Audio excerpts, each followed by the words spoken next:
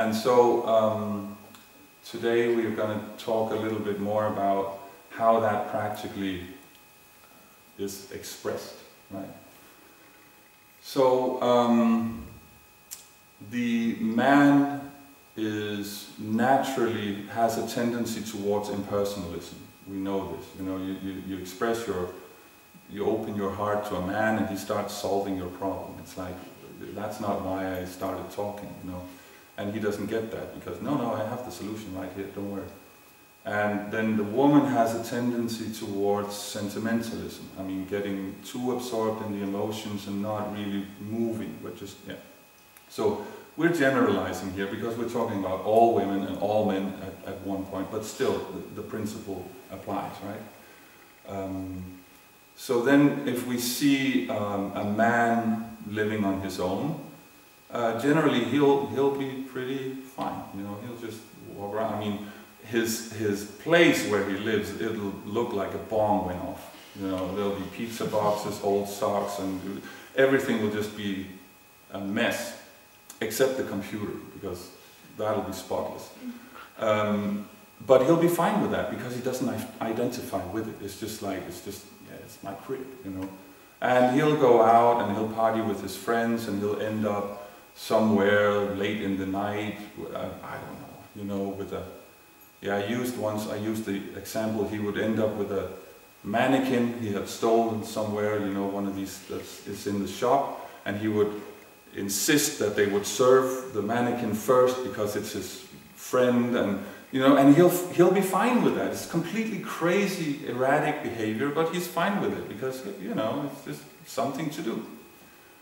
Now the woman, it'll be a little bit different. Okay, it'll be a lot different. Usually a woman will live in a very nice environment. It'll be clean. There'll be some plants, and it'll be nice. But then on the internal, there'll be more worry or more, you know, it'll be less stable. There will be some, what's happening with the future, or what are my friends thinking of me? So this is the difference, that on the external, the man is like chaos, but on the internal, he's fine, he doesn't really care. And the woman, the external is pretty sorted, that's pretty regular and pretty mode of goodness, we would say. He gets, you know, takes rest at a regular time, gets up early, but then on the internal, there will be quite a few worries, because what's my life going to be like? So then it works out if they combine their efforts, you know. However, this has to be done with intelligence, because you don't want to end up with the male external and the female internal, because then it'll be chaos in the apartment and complete panic in the mind, right? So you have to actually know what it is you're doing. So this is a problem in our part of the world, is that how do we create relationships? Well, I mean, one popular thing is you start by getting drunk, and then you go to a place where there's very loud pounding music and smoke and flickering lights, and then you look for your soulmate. I mean, how that can seem like a good idea is completely beyond me, but this is going on every weekend. Another popular way of doing it is the online dating sites, which I read a survey that actually these relationships actually have a worse chance of working out than the bar scene. Actually, they have a worse track record, because basically we don't know who we are. So when we describe ourselves, it's not the actual me I'm describing. And plus, we're so used to like the advertising industry, so we like to dress ourselves up and take the pictures from a certain angle and stuff like that. So it's just riddled with illusion, right? It just does not work. So that's why in the Vedic we have this recommendation of arranged relationships, arranged marriages, because basically the two who are going to get married are basically the two worst people at deciding what would be the intelligent thing to do. We have this idea in the West that romance comes before anything else. But the Vedic is, no, first of all you get others involved. I mean family. And just before I go on, we should distinguish very clearly here between arranged marriage and forced marriage. It's not, because arranged marriage, the prescription that's not always followed in these parts of the world where they have these arranged marriages, is that it has to end with the couple agreeing on it. It's not like you can't put social pressure. Sometimes the families, they see an opportunity to kind of rise in the social scene or something if they arrange in a certain... No, that's not. I mean, that's not what it's about. It's about finding actually the proper match, right? So it has to end with the couple agreeing on this. But parents have more experience. You know, friends know about these persons and what shortcomings, what strengths they have, so get them involved, why not? And then talk before you fall in love. I mean, how many kids do you want? Do you want to live in the countryside or in the city? Do you want to, I mean, how important is social status? Are we going to be rich? Do we have to have like a big car or a big house? Or these things are going to come up at some point. We might as well deal with it before we get attached to each other. Because if we figure out this is going to not work at all, then we can just go our separate ways and not lose out, right? So we have like close to 50% divorce rate in Denmark, and yeah, that could be less, let's just say, right? So let's see, am I forgetting something here? It feels like I'm forgetting something here. Anyway, no, I think we're okay. Yeah, so then you find the match, and then you get married, and then you have to actually make a life together. So because the man and the woman functions slightly different, usually it's easier for the man to go out and make the money and have the job, and it's easier for the woman to kind of put her attention towards the children. That's obvious because she gives birth to the child, so then that's a natural thing that you just can't do anything about. But also because, like we said yesterday, that women have this sense of detail. So making a house into a home is actually something that women are very good at and men are not very good at. So in that sense, it would be easy to kind of divide it like that. Problem is, we're in Denmark, so there's a big economic pressure. There's a big economic pressure on us in Denmark. So I mean, there's an incentive for both the man and the woman to actually have a job. Also, if we talk like Vedic society, usually you would have what we know as extended families, where 5, 7, 10 families actually live very close together. So if the woman goes at home and takes care of the children, she will have someone to talk to throughout the day and have fun and all the prajalpa, and then the man comes home and they can talk about spiritual topics, you know? So the variety is there. Today we have like single family apartments, and if a woman is just confined to that throughout the day, where's the variety? So you basically have two outcomes of that. Either she goes crazy or she ends up just watching daytime television, just, you know, shuts down. None of these are very good. So it's very difficult to have like an ideal Vedic relationship in Denmark. So then that's not actually a problem. Oh, I just realized what I forgot. Yeah, okay, we'll deal with that later. Because it's not, see, the man is very prone to career because he's identifying with his activities, the activities that he performs, he identifies with them. So getting out there, getting it done, you know, getting the results, getting the money, that's something that he actually works well with. For a woman, that can be kind of tough, you know, it's not, she can do it, and some women do it very well, but most of the time it's kind of like, oh, here we go again, do we have to argue and fight about this? So for a woman, it's advised that she actually makes the job like an extension of the home. So if we see, let's say we have company X. We have a company, it's run by a man. This company will take on the mood of the man because he's running it, so it will be very goal-oriented. It will be about results, it will be about achieving stuff. For the woman, it will be more about making a nice environment.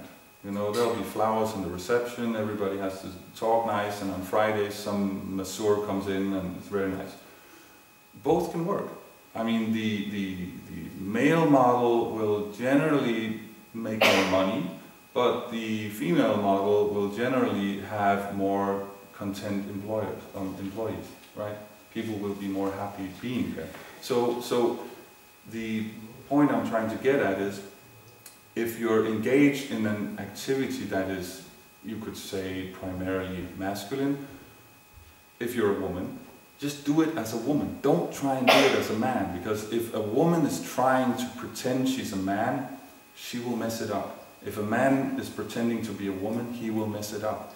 Let's say we take the business example. We take a business, it's run by a man who's acting like a woman. Nobody will respect him. And he will run the company into the ground because nobody's going to do anything and nobody knows what's happening, and it will be kind of embarrassing to look at. If a woman is trying to act like a man, she will still have that emotional aspect, so she will actually run the company into the ground herself just to prove a point, rather than agree that or accept that no, we have to do it differently. She will become so stubborn that no, it has to, you know, and then, you know, so none of those are going to work out. But if a woman just acts like a woman and does it with that, you know, compassion and you know, sensibility, it will work out. People will respect that. And if the man just works at it like, okay, this is our goal, this is how we're going to achieve it, any complaints, any questions, people will also respect that because it fits with his persona, right? So that's what people want when they're at a company. When you're employed by a company, you're in the feminine position as the employee. And the boss has to protect you, has to provide security. So if you just act according to your persona, that security will be there. Okay, I mean, the boss is like kind of a, you know, an idiot, but we know where he is. So, okay, so then that will make, there's a businessman who said to me one time that actually sometimes being a bad boss can be good, because that means all the guys who work there, they will be working very well together, because I'm the bad guy, you know, so they'll cooperate very nicely. So if you can make that work, make it work, yeah. And if you're a woman, make them like you and make it a nice environment. Then they'll be happy when they show up, and it both can work, right? But you just have to deal with it like you are. Be true to your nature. So this brings me back to what I skipped before. What I skipped before was the attraction between men and women, which comes after the arrangement of the marriage. Actually, you can develop the romantic feelings and all that after the arranged marriage is there. And this also has to do with what we're talking about with the workplace. Since men are more identifying with their activity, they will be dealing with the modes differently than women. Women are energy, so they will be either mode of goodness, mode of passion, or a mode of ignorance, basically. So you can say that a woman in the mode of goodness, she will be feminine. A woman in the mode of passion will be sensual, and a woman in the mode of ignorance will be sexual. Right? It's basically the same thing, but it just gets more and more gross and more confused. So feminine means that just you know, your look, the way you talk, the way you carry yourself, I mean, it's feminine, it's attractive, and everybody respects it. There's a shyness there, but shyness is actually power. Like shyness means you hold back. So if you see,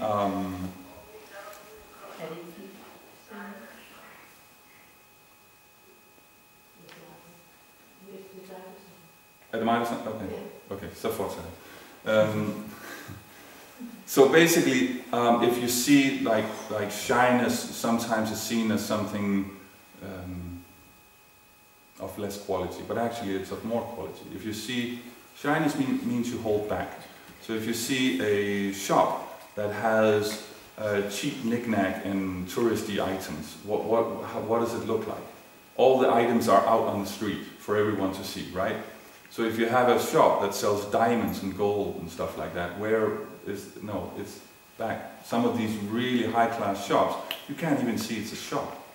You know, it's just a glass window, and you actually have to have an appointment just to get into the shop, right?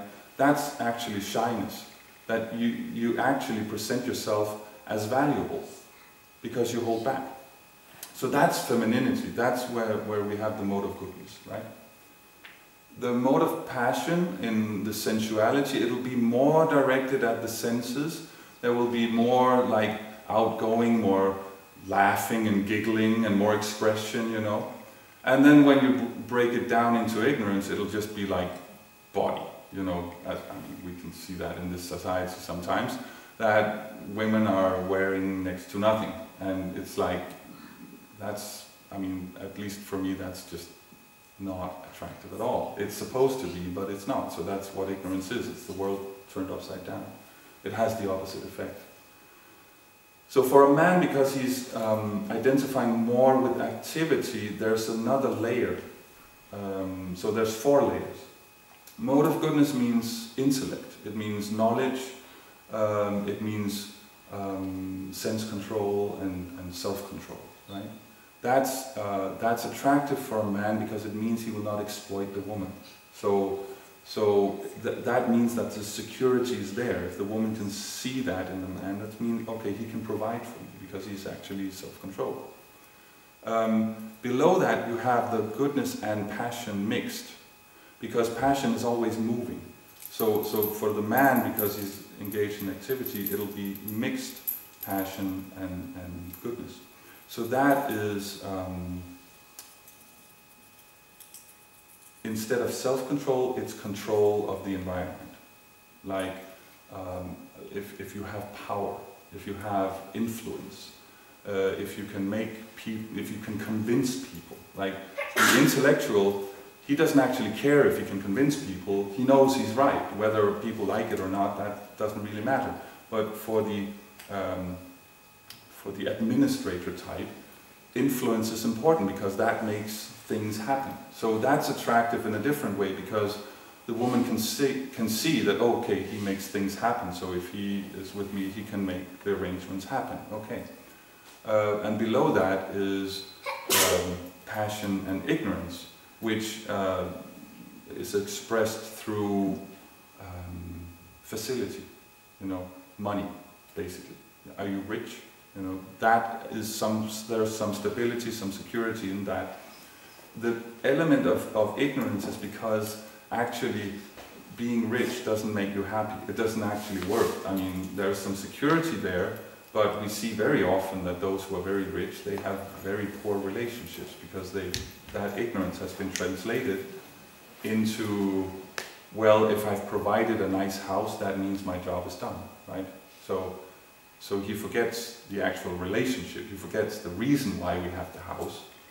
So that's the ignorance element of that. And then at the bottom, we just have like physical strength, you know. I mean, even for some women it's attractive, big, strong man, he can protect me. But the problem is, like we also discussed yesterday, usually men are very big and strong because they're compensating for a mind that's not really under control. So usually you end up with a guy who's actually acting more like a woman, and so what good is he? So that's what we would call, that's ignorance, right? So that's the different ways that women are men and men are attracted to each other. So and if you have any questions, please just raise your hand and ask. So I don't know, sometimes I'm going through these things quick because I've done this many times, so I forget that. Maybe it's not so clear.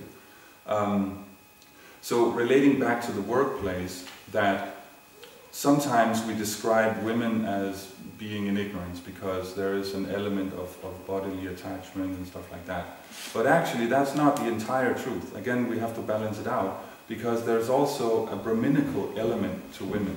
The Brahminical element, the intellectual element, is that your private life and your professional life is the same. A Brahmana, whether he's at home or he's at work, he's doing the same activity.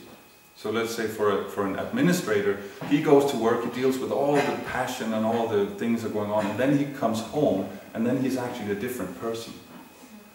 For the businessman, it's the same thing. He even has to lie on the job in order to make money. You can't be honest. If someone asks you, what did you pay for that thing that you're selling me? You can't be honest because you're not going to make any money. So they have two different personas actually, a professional life and a personal life. For the Brahmana, or the intellectual in Vedic sense, it's the same thing. What he's talking about in private with his friends or his family is the same that he's talking about when he's out teaching or doing his yagyas or whatever it is. So it's one thing.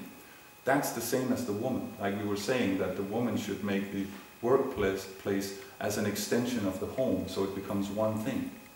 So that's a Brahminical element. So it's not balanced if we just, oh, women are like sutras or women. No, actually they're in the mode of goodness naturally. So that as long as they can arrange their life in such a way, sometimes the material energy doesn't play ball, so to speak. But if they can, then they're in a very, very good position.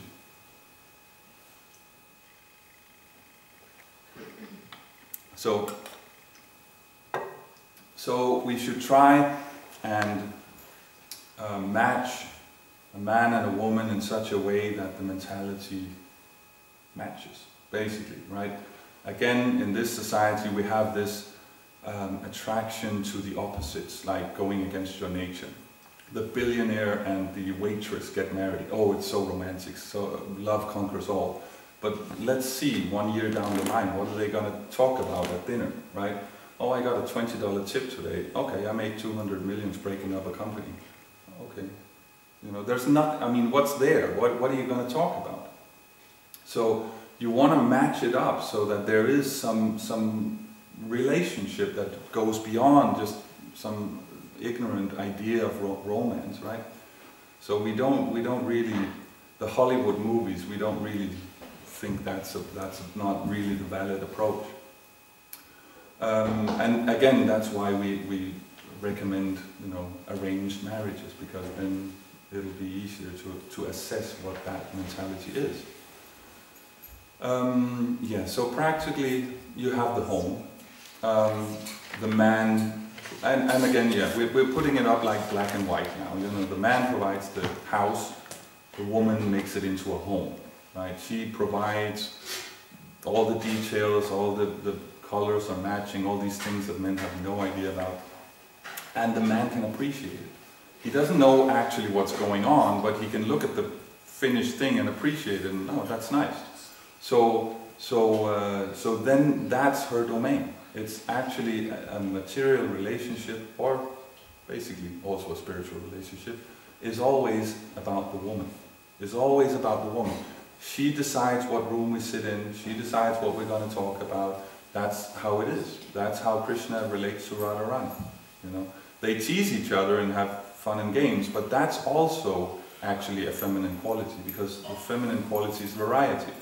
That they've been for a weekend and everything's been going nice and there's not been any problems, it was just completely smooth and the man is happy and they're driving home, and then she chooses to pick a fight.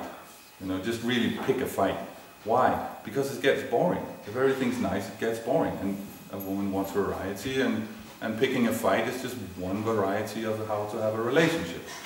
And then you can make up afterwards, and that's also variety. So stuff is happening. So again, even when Krishna is teasing Radharani or the gopis, it's actually the feminine principle that is coming out. So that's how relationships actually work. So that's how the home should also function. She decides. And she decides much better than the man. I mean, we just discussed how the man lived before he got married, so you know, it's arguably better. And then children come. So children, from a Vedic perspective, first 5 years, they're just the center of attention. There's this idea that, oh, they have to learn how to sleep alone or something. No, don't go there, because that will create distrust of authority. Basically, the parents are the authority of the child, and if the parents are not providing in the early years, the child will grow up distrusting authority, and that will create a lot of problems later. So the first 5 years, it's just, I mean, within reason, of course, but just try and provide whatever the child wants or thinks. Just try and be there. And then, when we pass the 5-year mark, then it gets a little bit different. Then the masculine or the father will take a more prominent role, especially with the boy, because boys have a lot of passion when they grow up, and that passion has to be controlled. And it can only be controlled ultimately by the child itself, so the child has to know how to do that. What we see today is, like in the school system, it's very much geared towards girls. The boys, they have to sit down for 5 hours and just learn, and there's no real way for them to use their body, and we see that these boys are getting these attention deficit disorders. It's basically a normal reaction to a very absurd situation to put them in, unnatural situation. And then because you don't know what to do about it, you just put a label on it and say, that's it, let's give the boy a pill and then pretend it's fine, But actually they have to be engaged, that energy has to be engaged. What we see now is that boys then grow up to be not self-controlled, not sense-controlled. And basically they're looking for a woman who can take the place of their mother. So what good is he for the woman, right? But if he learns how to engage his passion, then he can see that actually you can move from passion to goodness, because he can see with his logical mind and his intelligence room, actually the more self-controlled I am, the more results I get. So actually that makes sense for the boy, so that means he can kind of control his passion, because there's a result to be gained by it. So then, I mean, ideally you would move the boy to a Gurukul. There are not so many of those around, but we can see, I'm studying in Mayapur at the Gurukul there, and you can see like 12, 13-year-old boys who are more mature than most adults. They're just so calm and so sense-controlled and so polite, and so it's amazing to look at. But the principle can be transferred to... Did you go on inside? No.